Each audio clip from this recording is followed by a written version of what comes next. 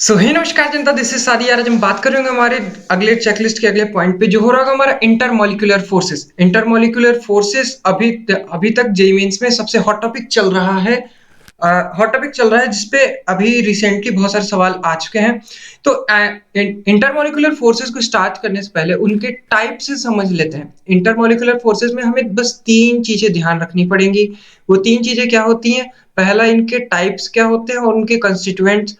उसके बाद हमें क्या ध्यान रखना है? इनका order, increasing to decreasing order. और तीसरा चीज जो याद रखना रहेगा, ये आर के किस पावर के प्रोपोर्शनल होती है। बस इन्हीं तीनों पॉइंट से क्वेश्चन पूछे जाते हैं। तो स्टार्ट करते हैं इसे। जो ये ये जो पहला टाइप होता है वो होता है हमारा आयन आयन फोर्स। इसमें क्या होता है? हमारे दो आयंस के बीच में फोर्स लग रहा होता है। फॉर एग्जांपल Na प्लस का एक आयन और Na प्लस का एक आयन, या फिर Cl माइनस का दूसरा आयन। तो इनके बीच का जो फोर्स हो रहा होगा वो हमारा आयन आयन फोर्स कहलाएगा। दूसरा प्रकार का फोर्स जो होता है वो होता है हमारा ion dipole force. Ion dipole force क्या होता है? इसमें एक आयन होता है और एक पोलर मॉलिक्यूल होता है। Polar ion molecule, ion means Na plus, polar molecules mean H2O। अच्छा हाँ, जिन बच्चों को पोलर और नॉन पोलर के कंसेप्ट में थोड़ी बहुत कंफ्यूजन होगी, तो पोलर नॉन पोलर का कंसेप्ट अभी हम डाइपोल मोड में एक बार और रिवाइज करने होंगे। फिर उसके बाद अगला आता है ion induced dipole. Ion induced dipole क्या होता है? इसमें एक आयन होता है अर्थात हमारा Na plus type. Induced dipole meaning and non polar, मतलब जिसमें पोलैरिटी नहीं होती। फॉर एग्जांपल XCF6 हम ले लेते हैं। उसके बाद अगला हमारा आता है डाइपोल डाइपोल। डाइपोल डाइपोल में क्या हो रहा होगा? डाइपोल डाइपोल में दो पोलर, डाइपोल डाइपोल खुद ही नाम से पता चल रहा है, डाइपोल डाइपोल मीनिंग दो पोलर मॉलिक्यूल्स हो रहे होंगे। फॉर एग्जांपल SO2 और SO2 के बीच का जो फोर्स हो रहा होगा वो हमारा डाइपोल डाइपोल फोर्स हो रहा होगा। अच्छा हाँ, आयन इंड्यूस में छोटा सा डिस्कशन छोड़ दिए कि इसमें नॉन पोलर में इंड्यूस डाइपोल आता कैसे है। तो वो कुछ देर के लिए डिस्टॉर्शन ऑफ क्लाउड की वजह से ये इधर एक्स्ट्रा, इधर डेल निगेटिव आ जाता है, इधर डेल पॉजिटिव चार्ज। अच्छा ठीक बात। अब इसके बाद अगला पॉइंट जो हमारा हो रहा होगा वो क्या है? वो है हमारा dipole induce dipole. Dipole induce dipole पे क्या है? डाइपोल इंड्यूस डाइपोल में है कि उसमें इसमें हो रहा होगा कि एक पोलर मॉलिक्यूल होगा। एक हमारा एक हमारा इसमें एक पोलर होगा प्लस एक नॉन पोलर मॉलिक्यूल हो रहा होगा। पोलर मतलब एक H2O का स्पीसी, H2O का एक मॉलिक्यूल, और दूसरा नॉन पोलर मीनिंग एक हीलियम का एक मॉलिक्यूल, एक एटम। तो इन दोनों के बीच में जो फोर्स हो रहा होगा उसे हम dipole induce dipole. Instantaneous dipole induce dipole क्या होता है? इंस्टेंटेनियस डाइपोल इंड्यूस डाइपोल होता है कि इसमें दोनों नॉन पोलर कंपाउंड्स के बीच में लगने वाले फोर्सेस होते हैं। तो अभी इसका सबसे फेमस नाम जो हम जनरली सुनते हैं वो क्या होता है? वो होता है हमारा डिस्पर्जन और लंदन फोर्स। जो हम सुनते हैं ना, डिस्पर्जन फोर्स और लंदन फोर्स, तो यही होता है। कौन सा force? Instantaneous dipole induce dipole को हम डिस्पर्सन और लंदन फोर्स भी बोल रहे होंगे। अच्छा, अब इस ये क्योंकि नॉन पोलर नॉर्मल के बीच में। अच्छा, अब इसके बाद अगला जो सबसे इंपॉर्टेंट चीज आता है वो क्या होता है? इसमें एक बहुत ही अच्छी चीज हमें याद रखनी रहती है। वो क्या है? वो ये है कि except ion ion and ion dipole. क्या बोले हम? Except ion ion and ion dipole, मतलब ये जो पहले के दो फोर्सेस हमने पढ़े हैं, ये वाला और एक ये वाला, आयन आयन और आयन डाइपोल, ये दोनों को छोड़ के बाकी सब वंडर वॉल फोर्स की कैटेगरी में आते हैं। Rest all lie in the category of the wonder wall force. अच्छा हाँ, अभी हम इनके रेडियस का ऑर्डर पढ़ रहे होंगे, तो इसमें एक हम क्वेश्चन भी डिस्कस कर रहे होंगे थोड़ी देर में। और इसके बाद स्टार्ट होता है ion ion ion ion ion dipole dipole dipole, वही जो ऊपर आपने सब पढ़ा था, तो ये सब वही है। तो हमें याद क्या रखना है कि इनका पहली बात तो ये आर के, उन दोनों के बीच के एटम्स के डिस्टेंस की किस प्रोपोर्शनल होता है, ये जो इमेज में पूछता है, तो उसे वो कैसे याद होगा कि इसमें एक छोटी सी बात याद रखनी रहती है। पहली बात तो ये जो ऑर्डर होता है वो बहुत ही ऑब्वियस होता है, मतलब कॉमन सेंस वाली भी थोड़ी थोड़ी चीज होती है।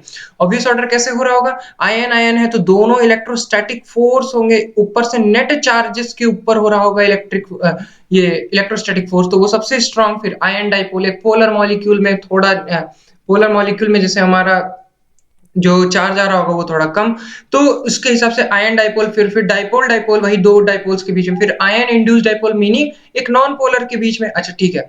अब इसके बाद ये चीज तो हो गई। अब इसमें ऑर्डर क्या होता है इनके? तो ऑर्डर ये होता है आयन आयन सबसे ज्यादा, फिर आयन डाइपोल, फिर ये ऐसे ये डिक्रीजिंग ऑर्डर होता है। ठीक बात। तो ये भी अपने आप में बहुत इंपॉर्टेंट है, इससे भी क्वेश्चन आता है क्या क्या क्या क्या कि इसका ऑर्डर एक बार हम लोग ने देख लिया, तो फटाफट नोट कर लीजिए। इसके बाद आता है अगला, ये रेडियस के डिस्टेंस बिटवीन एटम्स के किस बात के प्रोपोर्शनल होता है। तो ये बात तो आप समझ गए ना, इनको याद कैसे रखना ऊपर वाला। ये कुछ कुछ कॉमन सेंस वाला फैक्टर भी खेल रहा होगा यहाँ पे, क्या क्या कि जैसे हम जानते हैं कि एक नेट डाइपोल में थोड़ा कम चार्ज होगा ना एक आयन के कंपैरिजन में, तो इसलिए ये थोड़ा कम होगा। वही इलेक्ट्रोस्टैटिक फोर्स को आप डायरेक्टली कॉमन सेंस से कंपेयर करेंगे तो ये ऑर्डर एक दो बार में आपको याद हो जाएगा। अच्छा, अब उसके बाद क्या याद रखना है हमको, उसके बाद याद रखना है ये आर के इनवर्सली किस पावर में होते हैं। तो इसके लिए एक शॉर्ट ट्रिक होती है।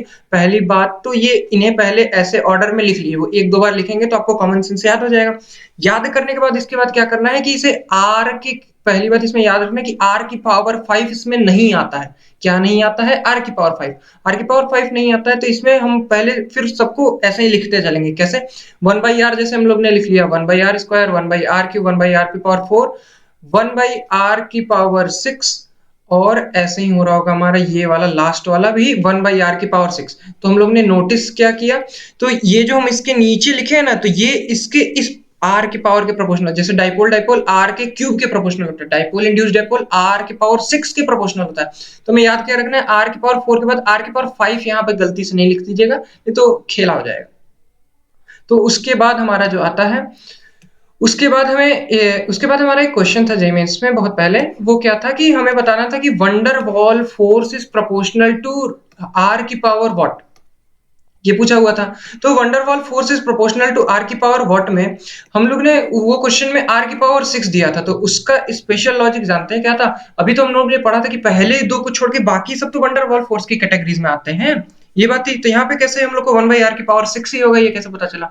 तो बाकी जो चार ऑप्शंस थे ना, उन चार ऑप्शंस को अच्छे से देखने पे ये पता चला कि उसमें केवल एक 1/r की पावर 6 ही था जो इन सब में से मैच कर रहा था। किसी में 1/r की पावर 5 दे दिया था, किसी में शुरुआत के दोनों दे दिए, तो एक डी ऑप्शन हमारा ये था 1/r की पावर 6। तो केवल यही बाय डिफॉल्ट, उसमें किस्मत वाइज हमारा ये हो गया था बाय डिफॉल्ट से कि यही एक 1/r की पावर 6। तो हमें याद नहीं कर लेना है कि वंडरवॉल फोर्स 1/r की पावर 6 के प्रोपोर्शनल होता है, याद क्या करना है, ये बाकी सब भी इसके टाइप्स होते हैं, परंतु ये 1/r की पावर 6 एक डिफॉल्ट केस था। ठीक बात।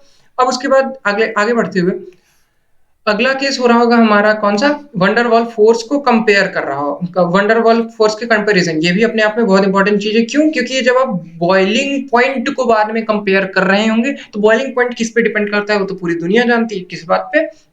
हमारा वंडरवॉल फोर्सेस पे। तो वंडरवॉल फोर्सेस किस किस चीजों पे डिपेंड करता है? पहला होता है हमारा साइज और सरफेस एरिया ऑफ मॉलिक्यूल, और डायरेक्टली प्रोपोर्शनल होता है इसके, और डायरेक्टली प्रोपोर्शनल किसके होता है? मॉलिक्यूलर मास के, क्योंकि मॉलिक्यूलर मास इंक्रीज होगा तभी ना साइज इंक्रीज होगा। कॉमन सेंस की बात।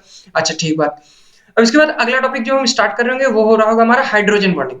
हाइड्रोजन बॉन्डिंग बच्चों को लगता है कि उन्हें ये टॉपिक बहुत अच्छे से आता है, परंतु इस टॉपिक की एक डीप थोड़ी सी अच्छी नॉलेज होनी चाहिए। वो कैसे? क्योंकि बार बार ऑर्गेनिक में भी रिवाइज आता रहता है।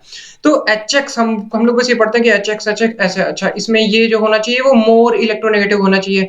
अच्छा, मोर इलेक्ट्रोनेगेटिव का मतलब क्या होता है? Fluorine, oxygen, nitrogen, sp hybridised carbon, CCl3 या फिर CF3, इन सब में से ही कोई अगर एक होगा तो वो ही हाइड्रोजन के साथ हाइड्रोजन बॉन्डिंग शो कर रहा होगा। अच्छा ठीक बात। अब एक एग्जांपल भी छोटा सा देख लेते हैं। जैसे हम लोग ने दो H2O का मॉलिक्यूल लिया, ठीक बात, दो H2O का मॉलिक्यूल लिया, तो H2O में ऑक्सीजन, ये जो लोन पेयर हो रहा होगा वो इस हाइड्रोजन के साथ ऑक्सीजन, क्योंकि हमारा इलेक्ट्रोनेगेटिव। तो हाइड्रोजन बॉन्ड में जनरली क्या चाहिए होता है? दो चीज हमें क्या याद रखनी है? पहला, उस पे एक इलेक्ट्रोनेगेटिव एटम पे लोन पेयर चाहिए होता है, और एक हमारा हाइड्रोजन जिसके साथ हाइड्रोजन बॉन्ड बना रहा हो। ठीक है, तो ऑक्सीजन पे हमें लोन पेयर मिल गया और ये हाइड्रोजन, तो बीच में ये जो बॉन्ड बनता है इसका नाम क्या होता है? हमारा फेमस हाइड्रोजन बॉन्ड। अच्छा ठीक बात। तो इसके हम कुछ और एग्जांपल अच्छे अच्छे देखते हैं जहां पे आपको कंफ्यूजन हो सकती है, और अच्छा खासा डाउट यहीं पे आता है। वो क्या होता है कि अगर हम NH3 और H2O का मॉलिक्यूल लें तो कुछ बच्चे इस टाइप का स्ट्रक्चर बनाएंगे जिसमें NH3 का हाइड्रोजन ऑक्सीजन के लोन पेयर के साथ हाइड्रोजन बॉन्ड बना रहा होगा, और कुछ बच्चे इस टाइप का बनाएंगे जिसमें NH3 का लोन पेयर ऑक्सीजन के ये वाले हाइड्रोजन के साथ बना रहा होगा। दोनों में डिफरेंस देख रहे हैं ना? तो असलियत में जानते हैं क्या हो रहा होगा? ये वाला स्ट्रक्चर गलत हो रहा होगा और ये वाला सही। क्यों? क्यों? क्योंकि देखिए, क्योंकि हमें ऑक्सी हमेशा HX में बॉन्ड जो हाइड्रोजन बॉन्ड होता है वो X मोर इलेक्ट्रोनेगेटिव के साथ बना रहा होगा। तो नाइट्रोजन और ऑक्सीजन में से मोर इलेक्ट्रोनेगेटिव कौन है? Oxygen obviously. और नाइट्रोजन क्योंकि लेस इलेक्ट्रोनेगेटिव है तो ये अपने इलेक्ट्रॉन्स को कम होल्ड करेगा, मतलब ये हाइड्रोजन बॉन्ड में ज्यादा दे सकता है अपने इलेक्ट्रॉन्स का कंट्रीब्यूशन। अच्छा, इसके बाद हमारा जो हाइड्रोजन होगा, और यहाँ पे क्या हो रहा है, क्योंकि ऑक्सीजन ज्यादा इलेक्ट्रोनेगेटिव है तो इस हाइड्रोजन पे डेल पॉजिटिव भी ज्यादा क्रिएट कर रहा होगा, जिस वजह से इन दोनों के बीच में जो फोर्स हमारा बन रहा होगा हाइड्रोजन बॉन्ड वो ज्यादा स्ट्रांग हो रहा होगा इन कंपैरिजन टू दिस। तो ये वाला स्ट्रक्चर हमारा इसलिए इसमें गलत है, और ये वाला स्ट्रक्चर सही है क्योंकि ज्यादा डेल्टा प्लस है तो स्ट्रॉन्गर है।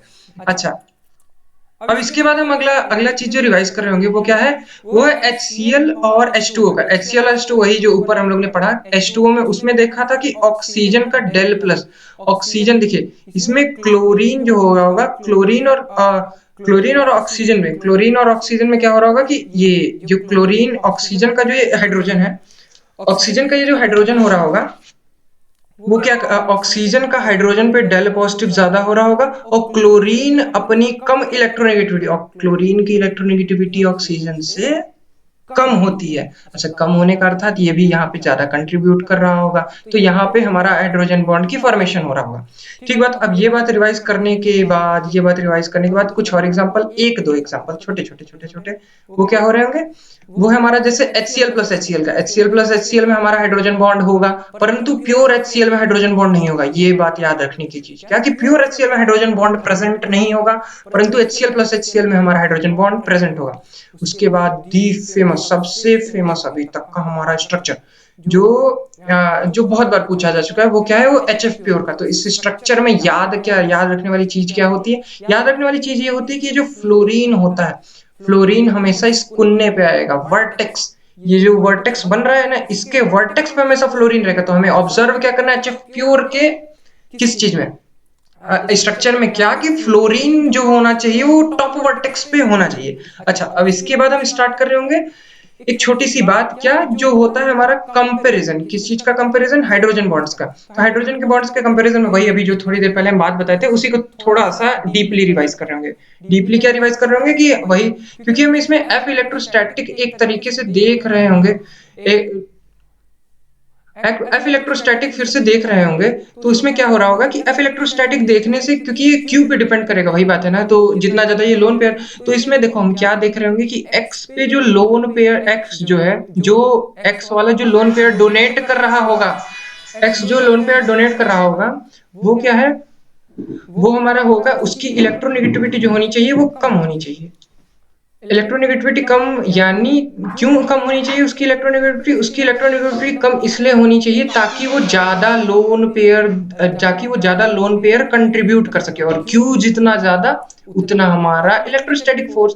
तो एक्स पे हम क्या ध्यान दे रहे होंगे, जो हमारा लोन पेयर दे रहा होगा उसकी इलेक्ट्रोनेगेटिविटी कम हो रही होगी, और जो हाइड्रोजन हम देख रहे होंगे जो एच बॉन्ड में बन रहा होगा उस पे डेल पॉजिटिव ज्यादा होना चाहिए, क्योंकि डेल पॉजिटिव ज्यादा तो एफ ई ज्यादा और हमारा हाइड्रोजन बॉन्ड स्ट्रांग बन रहा होगा।